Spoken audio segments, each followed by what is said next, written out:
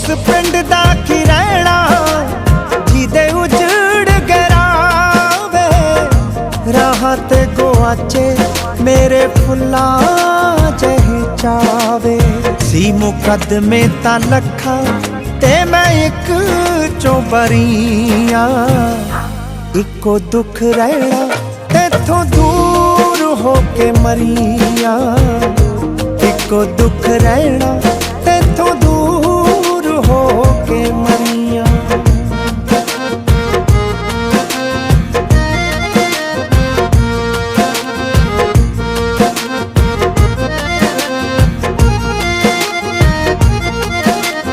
ਕਹਿਰ ਸੋਚਾਂ ਨੇ ਮਚਾਇਆ, ਸਾਨੂੰ ਲੇਖਾਂ ਨੇ ਹਰਾਇਆ, ਸਾਨੂੰ ਦੇਣ ਲਈ ਸਜ਼ਾਵੇ ਰੱਬ ਆਪ ਥੱਲੇ ਆਇਆ।